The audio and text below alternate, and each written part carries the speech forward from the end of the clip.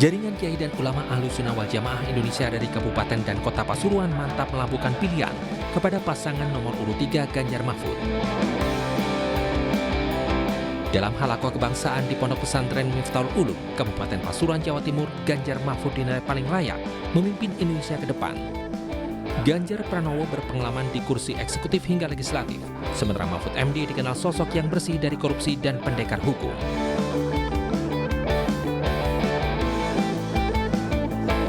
Relawan Petebu dukung Ganjar menggelar pasar sembako murah dan cek kesehatan gratis di Sinar Banten, Kecamatan Bekri, Lampung Tengah, Lampung. Di pasar sembako murah, warga mendapatkan berbagai macam bahan pokok, mulai dari beras, minyak, gula, dan lainnya, dengan uang Rp20.000. Warga juga dapat memeriksakan kesehatan serta berkonsultasi kepada tim medis tanpa dipungut biaya.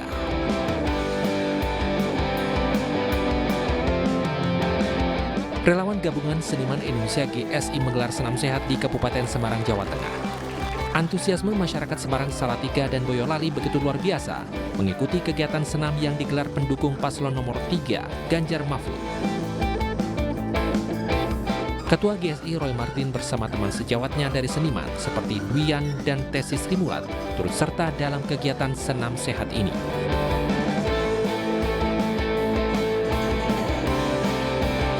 Dalam upaya mensosialisasikan gaya hidup sehat, relawan Ganjar Mahfud Nusa Tenggara Barat juga menggelar senam sehat di Desa Ragik Polak Barat, Kabupaten Lombok Barat. Kegiatan ini tak hanya memberikan manfaat fisik, tapi juga membangun kebersamaan di antara masyarakat, serta bisa mengenal program Ganjar Mahfud untuk Indonesia unggul dan sejahtera. Senam menjadi medium efektif antara relawan dan masyarakat setempat untuk menciptakan ikatan sosial yang lebih erat.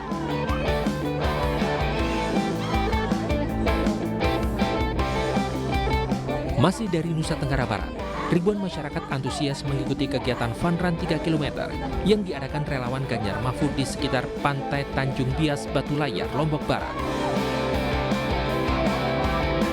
Kegiatan ini menyatukan beragam kalangan masyarakat mulai dari milenial, Gen Z, anak muda hingga atlet lari. Bahkan sejumlah influencer dan masyarakat umum dari berbagai kabupaten dan kota seperti Sumbawa, Dompu, Bima hingga Mataram turut meramaikan event ini.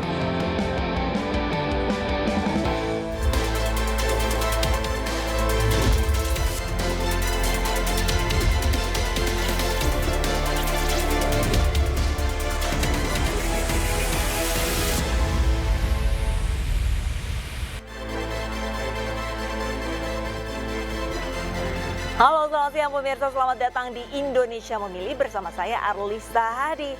Berbagai informasi mengenai perhelatan politik besar dalam pemilu 2024 akan kami sampaikan untuk Anda sebagai referensi yang tepat. Kami sampaikan, Anda tentukan.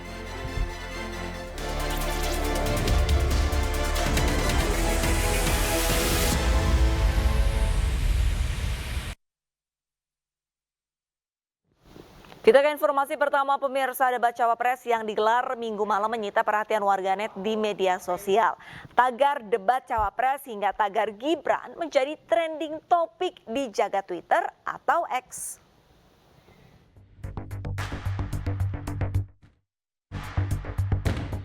Debat calon wakil presiden yang berlangsung pada Minggu malam menyita perhatian warganet di media sosial. Seperti halnya di platform X atau Twitter. Sejak pukul 19 waktu Indonesia Barat hingga pagi ini ada lebih dari 700.000 cuitan tagar Gibran dan lebih dari 370.000 cuitan debat cawapres. Pembahasan mengenai green inflation menjadi topik panas yang didebatkan pada ajang debat tadi malam. Hal ini berawal dari pernyataan cawapres nomor urut 2 Gibran Rakabuming Raka kepada cawapres nomor urut 3 Mahfud MD.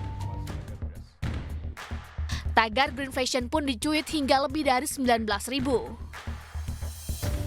Warganet juga menyoroti strategi Gibran yang terus-menerus melempar serangan gimmick ke kedua kandidat lainnya yakni Muhaimin Iskandar dan Mahfud MD.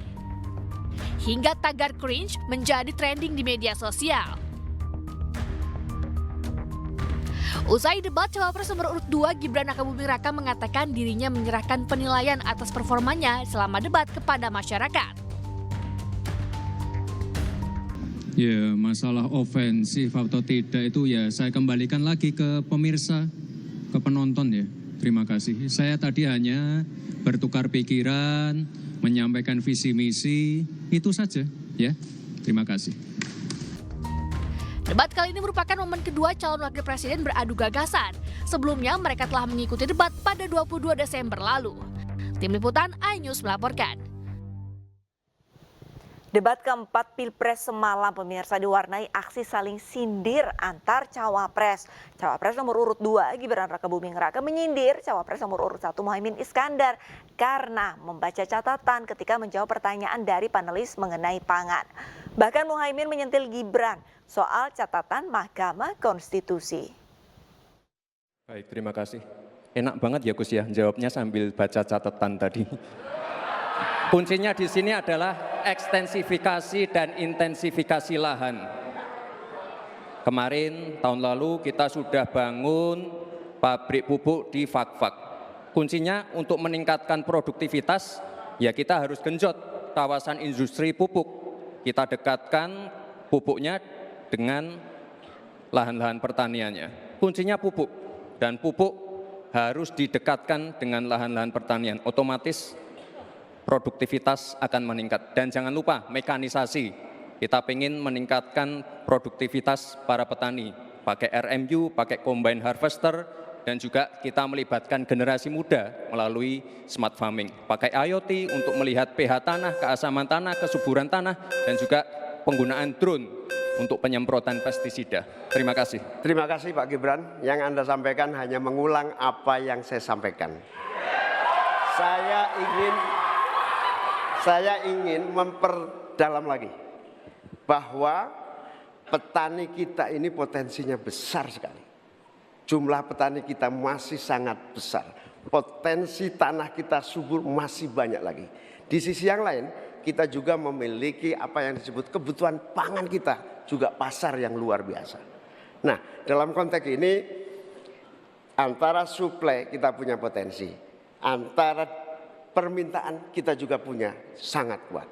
Oleh karena itu, pemerintah tidak boleh diam. Turun tangan, jangan terlalu normatif mengatasi keadaan. Untuk Pak Mahfud, saya ingin menyampaikan bahwa seluruh perangkat undang-undang yang menyangkut perlindungan petani dan produksi kita sebetulnya lengkap. Tinggal implementasi saja dari seluruh proses hukum yang kita miliki. Kemauan politik, kesungguhan, tidak mengabaikan petani. Terima kasih. Saya catat sedikit. Yang penting ini bukan catatan Mahkamah Konstitusi. Gibran Rakabuming Raka menunjukkan gestur gimmick seolah mencari jawaban Mahfud MD mengenai greenflation atau inflasi hijau. Di sisi lain pemirsa, Mahfud MD enggan menjawab pertanyaan tersebut karena dinilai bersifat recehan.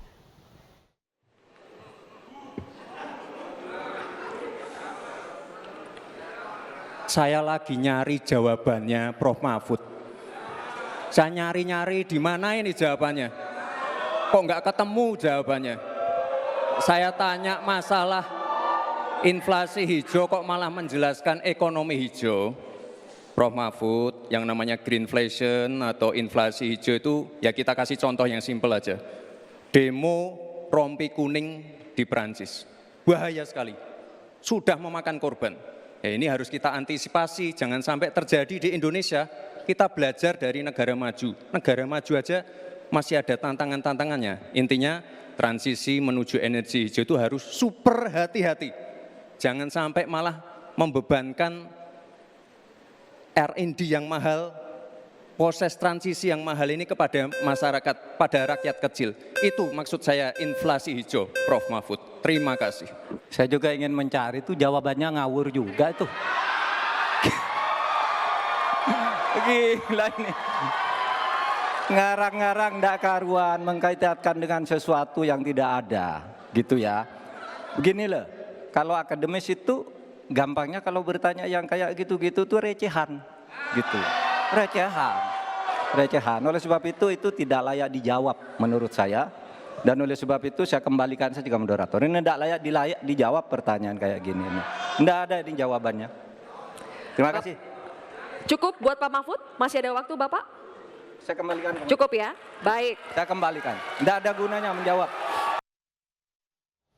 Sementara itu pemirsa, saat bertanya mengenai impor komoditas pangan, Mahfud MD menyindir Gibran dengan menyebut tidak akan memberikan pertanyaan jebakan dan receh karena menghormati Gibran sebagai cawapres.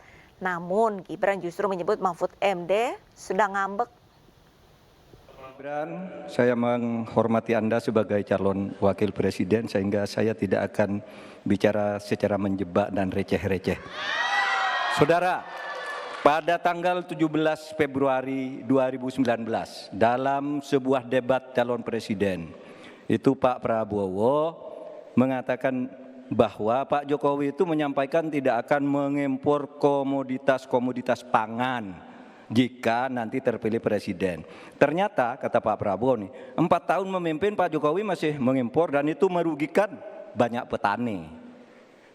Nanti dicek ya, bahwa itu pertanyaan Pak Prabowo ke Pak Jokowi saat itu.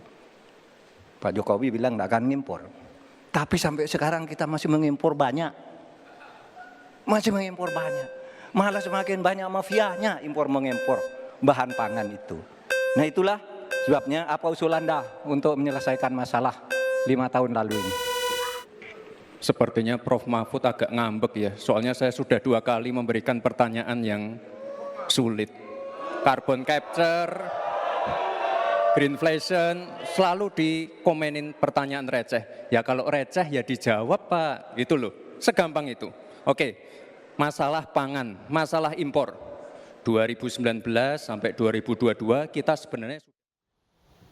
Usai debat, calon wakil presiden nomor urut 3 Mahfud MD menyebut pertanyaan dari cawapres nomor urut 2 Gibran Rakabuming Raka yang dilontarkan dalam debat hanya gimmick. Sehingga Mahfud pun menjawab pertanyaan Gibran dengan gimmick. Soal pertanyaan receh itu ya bagian dari gimmick aja. Karena dia kan juga gimmick kan, sesuatu yang ditanyakan lalu dianggap oh bukan itu pertanyaannya, padahal pertanyaannya memang itu. Saya katakan ini kok jawabannya receh banget, enggak usah dilanjutkan, saya bilang. Saya kembalikan ke moderator, sudah waktu saya serahkan moderator, saya enggak akan gunakan sisa waktu, enggak ada gunanya. Debat kayak gini, kan cuma gitu, itu bagian gimmick saja. Pasca debat kedua, calon wakil presiden 2024 Mahfud MD mendapatkan suara terbanyak dalam polling terkait cawapres mana yang menjawab pertanyaan paling tepat dalam debat kali ini.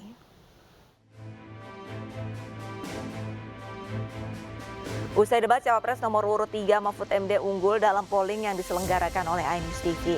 Mahfud MD dianggap sebagai cawapres yang paling bagus menjawab pertanyaan dalam debat dengan perolehan 54%.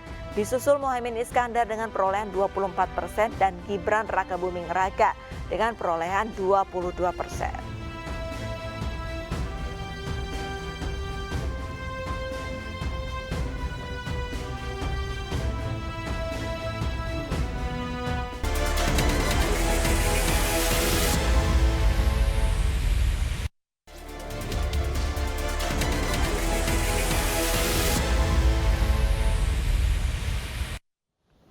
Calon Presiden nomor urut 3 Ganjar Pranowo bersama Ketua Umum Partai Perindo Haritanu Sudibyo dan Dewan Penasihat Tim Pemenangan Nasional Ganjar Mahfud Yeni Wahid pagi ini hadir di kantor Persekutuan Gereja-Gereja Indonesia atau PGI di Geraha Oikumene Salemba, Jakarta Pusat.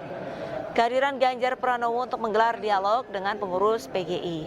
Ganjar berdialog dengan anggota dan pengurus Persekutuan Gereja-Gereja Indonesia mengenai situasi kebangsaan saat ini. Sebelumnya Ganjar Pranowo bersama Ketua Umum Partai Perindo Haritanu Sudibyo serta Dewan Penasihat Tim Pemenangan Nasional Ganjar Mahfud Yeni Wahid sarapan pagi bersama pimpinan gereja. Dan maaf nggak boleh nambah.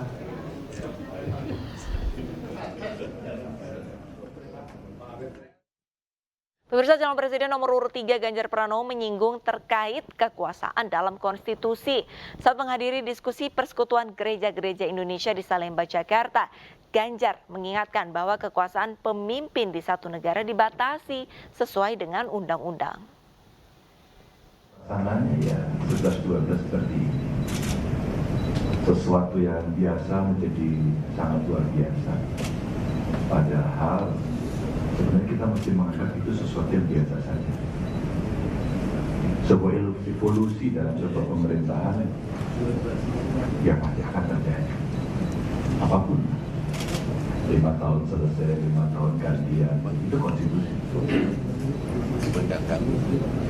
5 tahun selesai, 5 tahun lagi kalian boleh maju, dan maaf nggak boleh nambah. Itu konstitusi.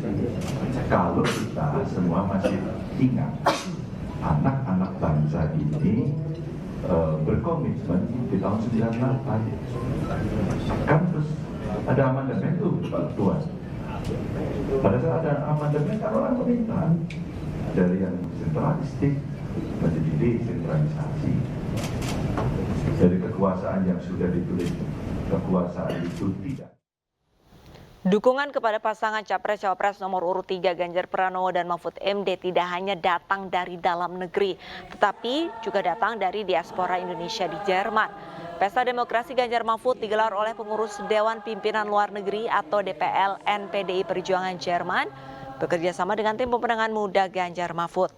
Ratusan diaspora Indonesia datang ke St. Augustin, Jerman.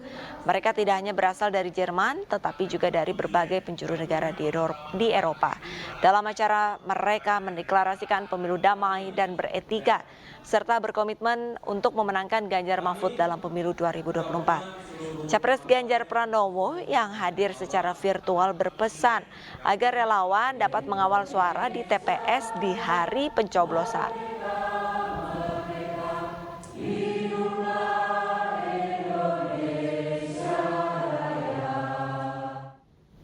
Ketua Umum PDI Perjuangan Megawati Soekarnoputri berjoget bersama grup band Slank dalam kampanye akbar Ganjar Mahfud di Bandung, Jawa Barat.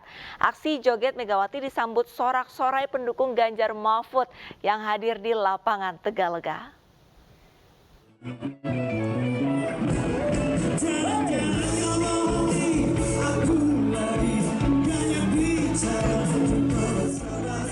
Momen menarik terjadi di acara kampanye akbar calon presiden nomor urut 3 Ganjar Pranowo yang digelar di lapangan Tegalega, Kota Bandung. Tunggu, ada wanita spesial yang saya mau ajak. Di tengah acara, Ketua Umum PDIP Megawati Soekarnoputri berjoget di atas panggung bersama grup band Slank.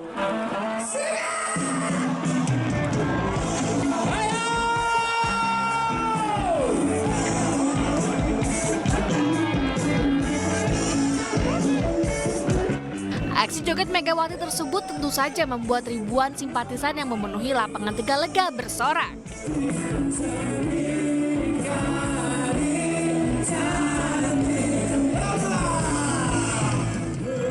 Mereka menyambut Megawati yang dengan luwes berjoget saat Slank membawakan salah satu lagu andalannya, Orkes Sakit Hati. Meski tidak ikut bernyanyi, namun Megawati terlihat begitu menikmati momen tersebut. Megawati dan vokalis Slank Kakak juga tampak akrab dan saling bergandengan tangan. Sebelumnya, grup band Slank resmi mendeklarasikan dukungan untuk pasangan Capres-Cawapres Ganjar Mahfud di Pilpres 2024. Dari Bandung, Jawa Barat, Ervan David, iNews melaporkan.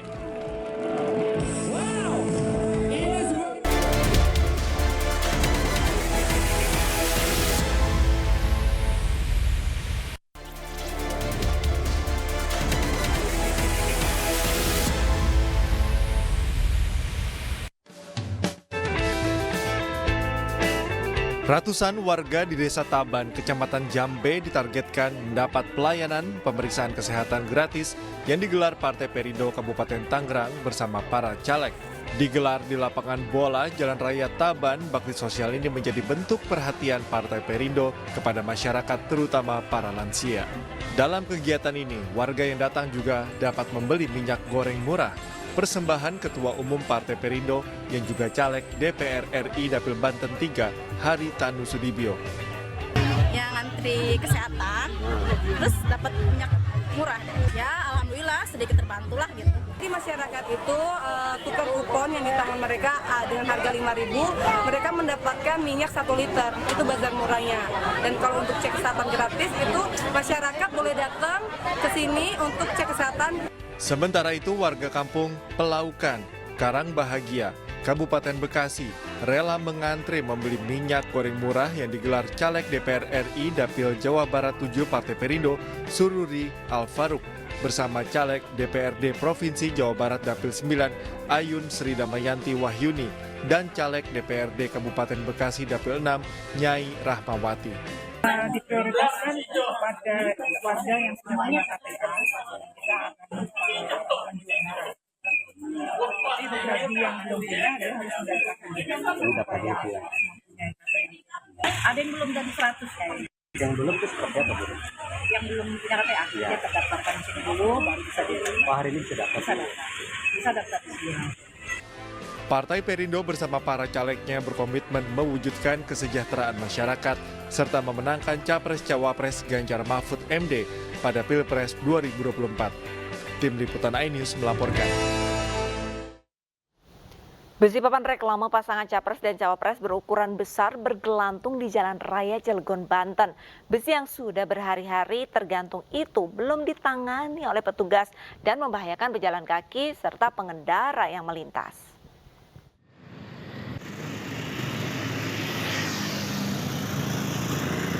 Beginilah kondisi papan reklame yang menampilkan wajah Capres dan Cawapres di Jalan Raya Serang Cilegon, Desa Serdang, Kecamatan Waringin Kurung, Cilegon, Banten. Sebuah besi sepanjang 2 meter bergelantungan dan sangat membahayakan warga yang melintas, baik kendaraan maupun pejalan kaki. Menurut warga, suara gesekan dari besi yang tertiup angin ini sangat terdengar keras. Warga pun resah karena belum ada tindakan dari pihak yang berwenang. Kondisinya, Pak? Kondisinya cukup membahayakan, kalau jatuh nanti ada orang lewat, yang menggunakan fasilitas umum untuk menjalan kaki ini kan bisa berbahaya ini. Maaf, instansi terkait, Satpol PP dan sebagainya, Bawaslu wilayah Cilegon Serang untuk papan ini. Warga berharap ada perawatan dari pemilik papan reklame untuk mencegah hal yang tidak diinginkan yang juga bisa membahayakan jiwa orang lain. Dari Cilegon, Banten, Iskandar Nasution, iNews melaporkan. Dan pemirsa, usai sudah perjumpaan kita di Indonesia Memilih. Jangan lupa tanggal 14 Februari 2024, sama-sama kita sukseskan pemilihan umum untuk Indonesia lebih baik. Saya Arlista Hadi, pamit undur diri. Terima kasih dan sampai jumpa.